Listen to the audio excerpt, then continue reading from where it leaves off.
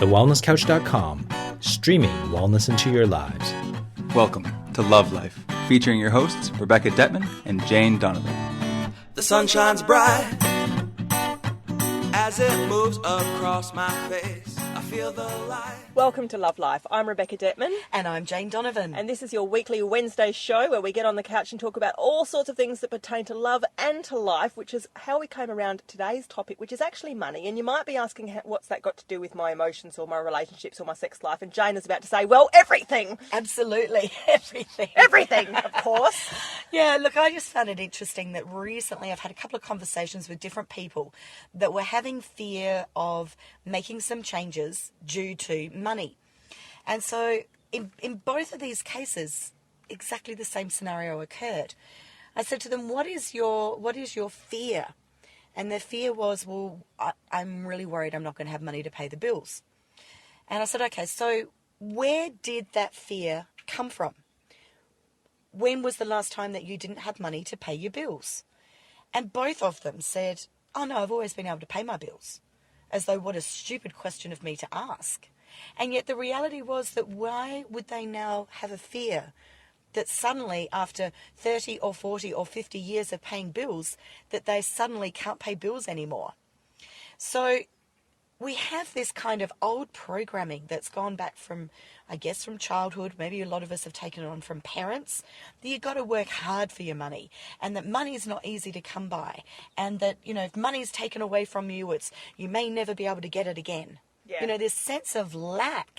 Oh, absolutely. And it's one of the ruling fears that your average human being has, because money it's the ultimate material, physical, symbol of this very 3D earth that we live on. So a lot of stuff always seems to boil down to money, and we can forget ourselves or lose our spirituality when literally the buck stops there, can't we? It's sort of the number one deal breaker. It's the one thing to put us into fear the quickest.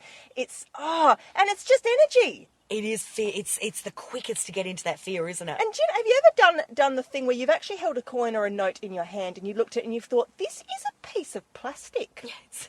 This is a lump of metal with a lady's head on it that I've never met. Why do I have so much riding on the energy of what this represents? Money is a thick soup of our own stuff. It is an energy pool of beliefs, of cultural conditioning, of fears, of, oh my God, where do we even begin? Well, I think we can look at the various different old tapes that people have so that that can become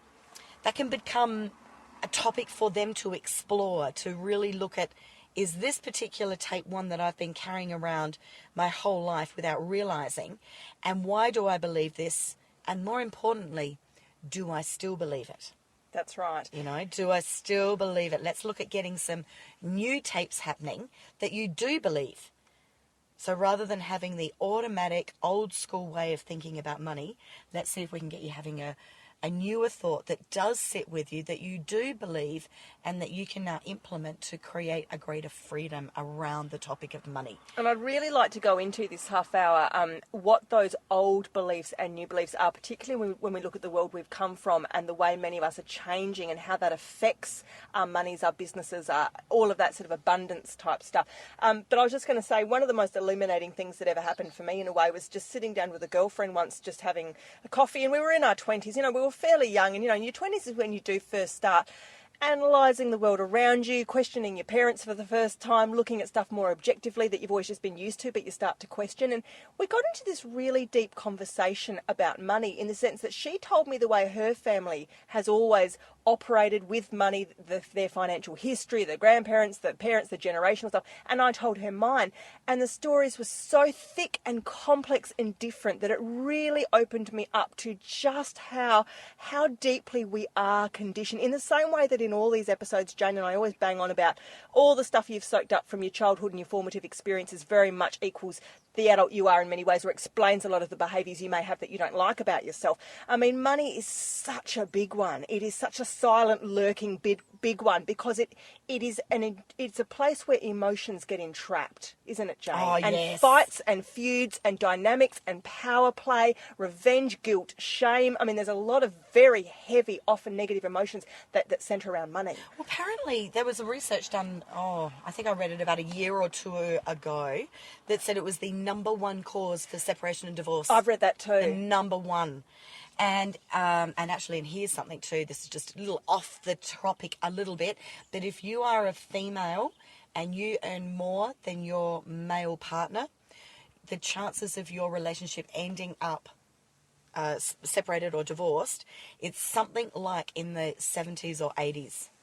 That really fascinates me. It's interesting. Because it threatens the primal instinct of male as provider, or what's going on there? Well, it could. I think there is that part, but I also equally think that it's the part of the female going, oh, look at me, I'm the prima donna, I'm doing everything. What are you bringing to the table? And then she ups her ante and expects something more. Yeah, that's it. Yes. Complex, yes, deep, very and interesting. complex. But the reason I wanted to do that was really not to put fear into people. I don't want somebody that is earning more money than their husband to go, oh, great, now I've got an even less chance of my marriage or relationship lasting. No, that's not true. It's really that by being aware of these statistics, it gives you the chance, which is what this whole podcast, or all our podcasts are about, is having a look at why could this be my situation? What can I change so that I'm not a statistic? So I'm not in this situation that is occurring without me even realizing it, and that I don't have the understanding and clarity until the whole situation's over and done with. We want you to have the understanding and clarity beforehand so that you don't have to actually go through that experience. Conscious awareness. Beautiful. It always Yes. brings us back to conscious awareness. That's right. And I think as adults, it's really, really important for us to sit down and take an inventory every now and then of where we're at and be very, very realistic. And let's face it, if your finances are either in a mess or just not quite where you'd like them, you really have to be the adult here. You have got to sit down with a pen and paper, or the accountant, or your husband, or the person that you need to speak your truth to about your financial situation. And you've got to be prepared to face some demons that are hiding under the bed with this stuff, because it is often about airing your dirty laundry it's just like all emotional stuff, in order to heal and get on with it. Sometimes you've got to bring out the ugly stuff.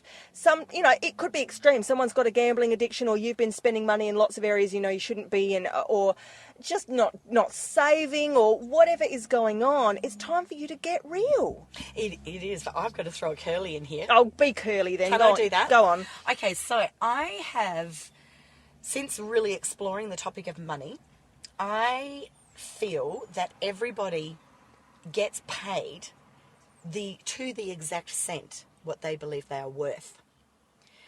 And at the same time, I believe that most people believe that money is hard to come by, and that you've got to be very careful and very scared of the lack of money. So true, Jane. Okay, however, my belief is that the universe provides for me. I have never not paid. Actually, there was only once in my life, I was 28 years old, and I had experienced some unexpected bills, and I went to my dad and I borrowed $50 off of him, and I cried and cried and cried because I loved my independence and I didn't want to have to do that, and it was very symbolic of failure to me at the time. But I can say that with standing that one little incident, and $50 was not a lot of money, I have always had the money to pay every bill. I've always had clothes. I've always had food. Every one of my basic needs has been met. I've had a car. I've had money for petrol. So I don't have any evidence that says scarcity exists in my life with money. So I'm a bit of a free spirit with money, to be honest. I don't particularly give great worth to savings. Okay, well, we're going to disagree this podcast. So, no, this is what I want you to... First time ever! This is what I want you to challenge me, because I actually believe I might be being a little bit immature in all of this and very much in the moment. You're putting me in a really interesting position, because I think this is a divine dichotomy, because I agree with two arguments here. I think on the one hand, when you do get very spiritually evolved, you do actually even move beyond money in terms of, and we all know this. I mean, you look at Mother Teresa, she didn't need an Audi. She didn't need a gold watch to thank her for what she did with the leper colonies, did Yeah, she? yeah. She couldn't, she had no attachment. The Buddhist law of unattachment, she wasn't a Buddhist, but you know what I mean. She had no attachment at all to financial wealth because she knew the gift of richness. But now people will say, yeah, but that doesn't put food on the table and put my kids through college. It doesn't. The universe works in mysterious ways and everyone's needs are always met. And I do believe that you can come to a point of amazing spiritual greatness. Well, that's where I feel that all of my needs are met. Yeah. And You if know? you're content with that, more power to you, and that's beautiful. Because also... But I'm not content with living with nothing. No. I love, for example, I'm going on a beautiful trip to Bali soon. Right. And that money was manifested because I wanted my children to start to experience, they're at a great age to start taking them overseas to experience different cultures, and we'll start with Bali, and I plan lots of overseas travel. Okay. So it's not about me saying, So, I don't need money. No, and I understand that. And in this day and age and in the world we live in, it's okay to be okay with money. I mean, you can be spiritual and be rich. Oprah is. That's what I'd like to talk about. Yeah. I'd love to talk about that And because that's I think there's a lot fine. of spiritual people that really struggle with that. Oh, this is a whole... Hang on, we're going in so many tangents now. I It's don't all even money. know where to stop and begin all or money. start. Okay, but just to get back to the contrast between... spiritual free, I always know my next meal will be there, I always Yes. know my next bill will be paid. Yes. And what I was saying before about the inventory and looking stuff between the eyes, because I also feel this is very important work, and I've seen people go through this, me and my husband have been through this, where there does sometimes come a time in your life where in order to break either the bad habits of what your parents did, or to fix a bankruptcy, or to overcome emotional blocks around the ways in which you're not handling your money with perhaps the highest vibrational, most transparent means, you do actually need to get a grip on what you're doing. And you do need to do a little bit of the number crunching and the faxy figurey stuff. And to that end, I've got some fantastic resources I'm going to throw out there if people are looking for real help with their money. And okay, the Barefoot Investor, if you've heard of him, he does a column, and he is the most straight-talking, simple, likeable young dude. He has a column in the newspaper once a week, I believe, but I just get his Friday newsletter. He sends a newsletter every Friday, so just sign up for it. Go to his website, Google him. And the thing I love about this bloke, I can't even think of his name. Good Lord, I'm having a block. It doesn't matter. The Barefoot Investor.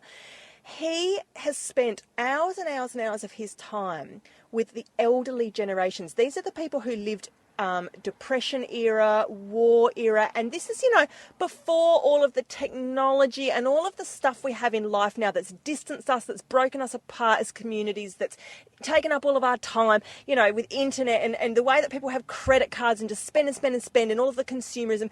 He's borrowed so much of his beautiful knowledge from the people that were closer connected to the land, that lived slower lives with, I'd like to say, almost deeper meaning and a different value set than what we have today, which in one or two short generations we've completely lost. Right, so nice. he brings back through these gorgeous ways to teach your children, 3 envelope systems. So a little bit of money goes in for you now, a little bit goes in for the future, and a little bit goes to charity, and that sort of stuff, and how we can teach our children Beautiful. right from the beginning to not just hold out their hand and say, Dad, $50 on board, and your dad gives it to you and you trot off down the street and then you need another hit. Because that's the whole not teaching somebody to fish for a lifetime type stuff. It's fish for a day but not for a lifetime. Yep. So anyway, that is the Barefoot Investor. There's also the E-Myth, which is a great book for people who are going into business, starting their own entrepreneurial projects, and the Success Principles, Jack Canfield's book, which is so empowering and life-changing. I've never met a person who hasn't started reading that book, even the first chapter, and didn't already rush out and literally start a business or change their life.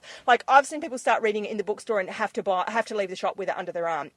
I can't explain it. You just have to experience this book. Get it off of Amazon. I haven't read it. What's it called again? The Success Principles. I mean, I'm familiar with his work. He wrote the chicken. He's the chicken soup guy. Yeah. He's only written Yeah. about 8,000 titles. Yes. But Yeah, I've this seen him one speak as well. It's fabulous. is about power and abundance and money and business. And for all of us that are on that train, you can't not know what this man has to say on these topics. And Right. I can't repeat them on this podcast. You have to You haven't read got it. any tips, little tools from there that you thought was To be honest, that stood out for you? it's a that you while thought since was- I've read it. It's the biggest impression that book leaves for me is that it actually puts fire under your ass. If you're the kind of person who sits around or can't get stuff started or needs to push through some fears or get something going, this book will almost do it for you. You'll read it and you'll be launch padded so far out there. You'll be it's just 8 miles ahead. Like, you'll just be 15 steps ahead.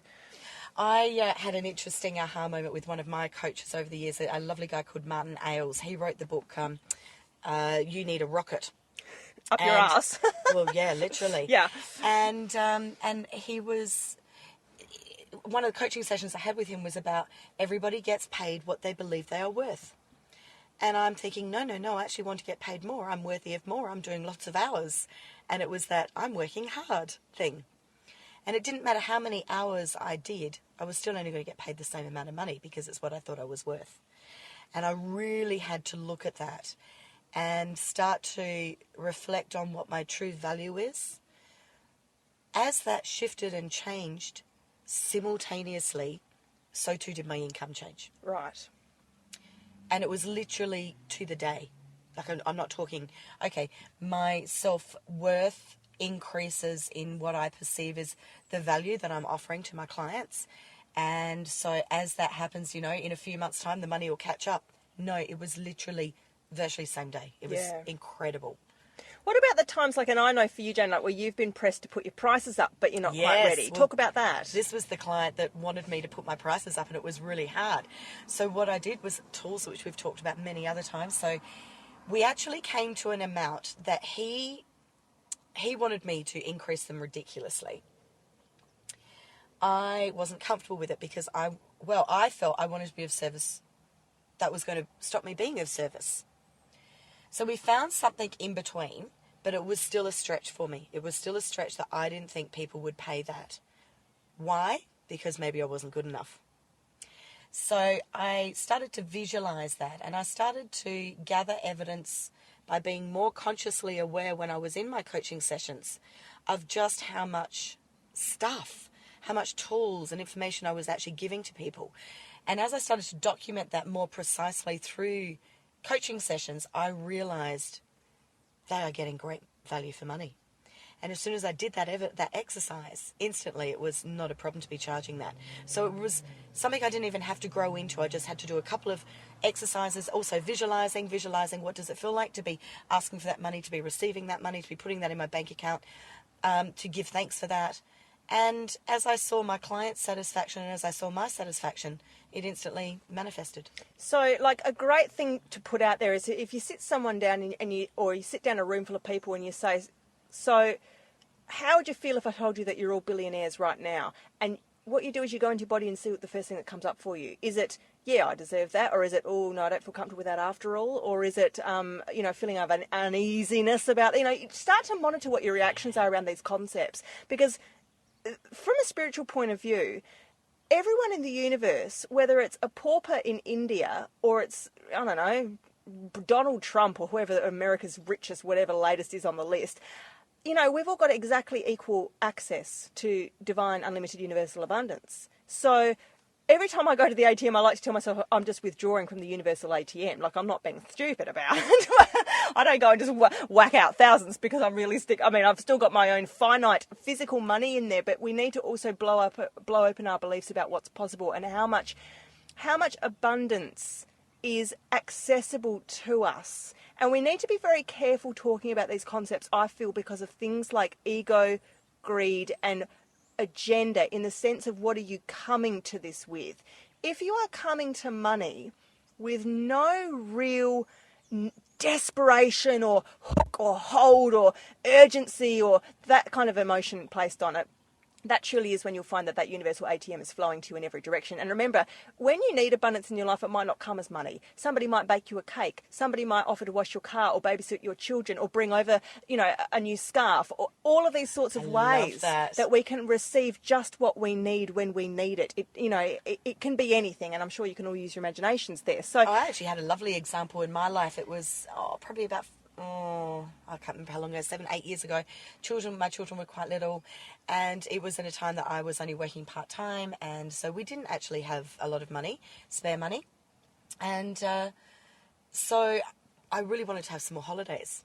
Wasn't sure quite how that was going to happen, but I started visualizing these holidays, lots of little holidays, and within a couple of days I had one girlfriend who had a beautiful holiday home at Highmarsh Island, who invited us to go down there to spend Easter. And then I had another friend that invited us to go to their holiday home at Normanville. and spend time with them there. Instantly, I had 2 gorgeous holidays, very accessible, that were only like an hour from where I live, and provided. Because again, it's the energy dance, and money is energy, and that's why we talk about currencies, because it's the current, it's the way that it all flows. And so what is your relationship with that flow? Do you attract it? Do you block it? You know, do you send it into too many different directions so it thins out, or do you know how to consolidate it? And I'm actually thinking I still haven't answered our question of about 15 minutes ago, Jane. Oh, which one? It's been, Which question? There's actually so much coming off this topic. I'm actually surprised what's coming up even for me as I delve into this. Yeah, it's a massive topic, isn't it? It's a massive topic, and everyone's got their own take on it, and there's so much advice I feel like we could give in so many different directions. This actually could have its own show, not just an episode.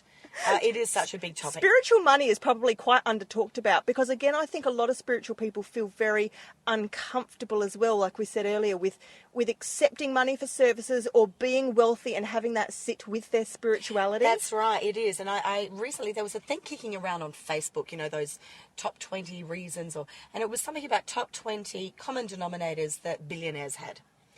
And one of them was that they all recognize that to have financial abundance provides opportunities for other people.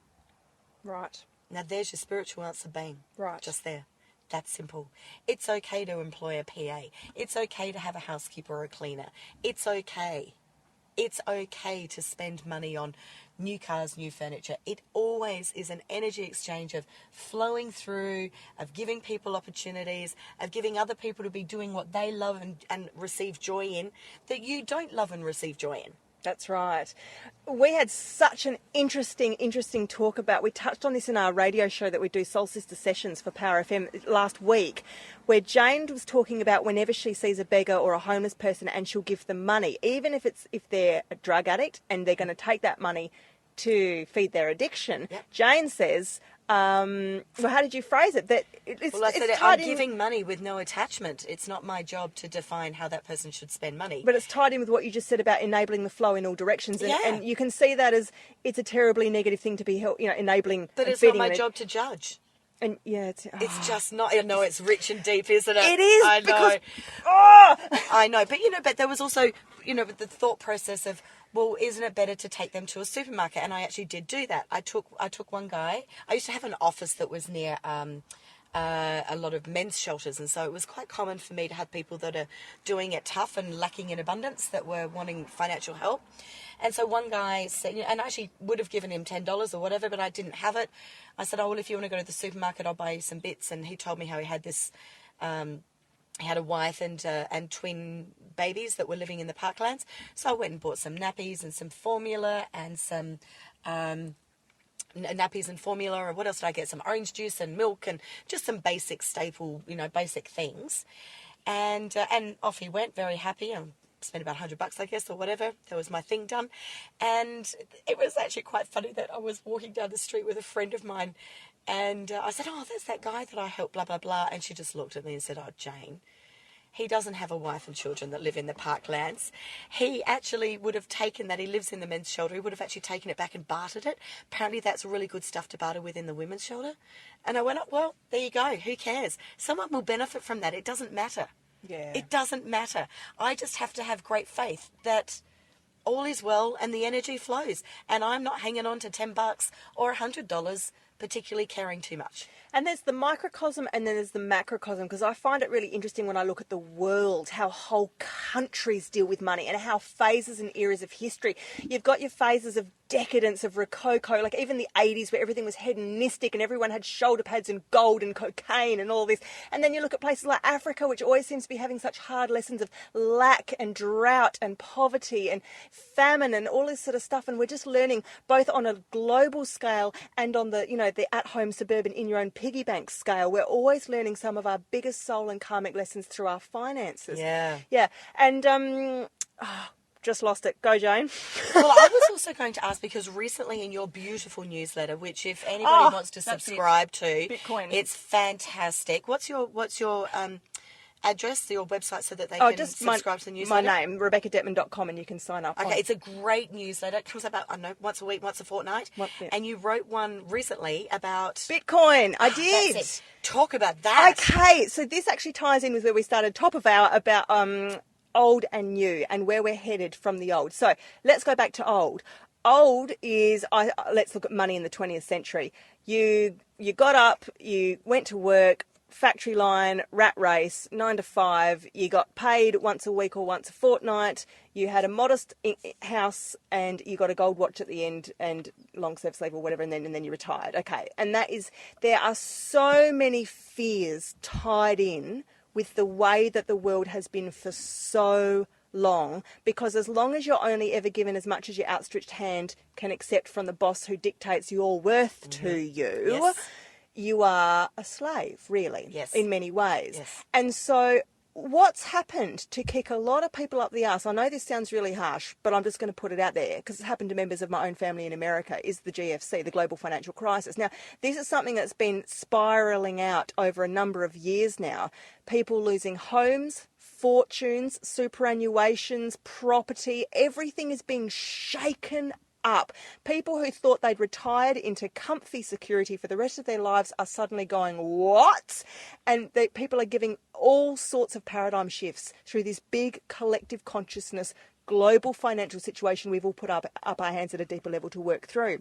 And we're being spat out the other side. What do people find? And also redundancies. I know people, like all of these big companies that have been around forever are doing these mass redundancies, and you've got people who've been working in them since they were 17 years old and are now 50 or 60 something, who for the first time are spat out into the street with no training and anything else, saying, what on earth do I do? Actually, just on that, just to deflect slightly, is that if you are in that situation, we did a podcast a few weeks ago on putting love into your business.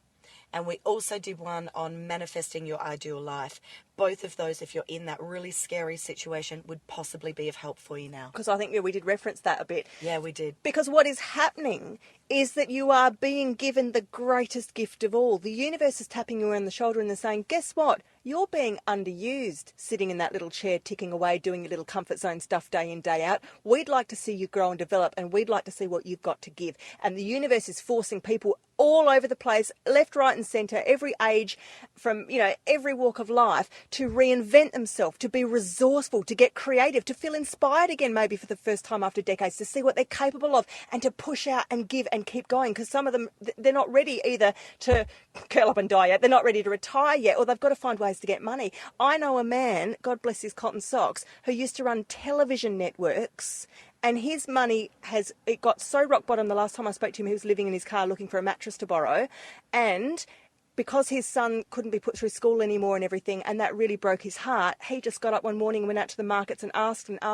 around for 4 days until somebody gave him a job lifting fruit pallets. He's 58 years old and he's lifting fruit pallets, and he used to run television networks for Murdoch. Now, people can have all different interpretations on that story. People can say, oh my God, that's terrible. See what the government does to us. See what these times have led us to, blah, blah, blah, blah, blah. You talk to him and he has reached the most beautiful humility I've ever heard, and I've known him for a few years. He was very high up the corporate chain. He was into the ego, the free flights, the long lunches and the suits. He only dealt with COOs and CEOs and chairmen. Now he's talking to the local African-American kid who's just jumped off the boat and is working his way through finance school. He's meeting the refugees. He's meeting these amazing blue-collar workers down in, real Australia. And he's saying to me, oh my gosh, my eyes have been opened for the first time in my life. This has been the biggest gift I've ever had. Beautiful. Right. Beautiful. I actually heard an interesting term from a very, very senior medical doctor was talking about the different white collar, blue collar, and he was actually talking about the no collar. Oh, I love it. Have you heard that? Isn't it beautiful? And that's what we are back when no collars. So it is so beautiful. And that's right.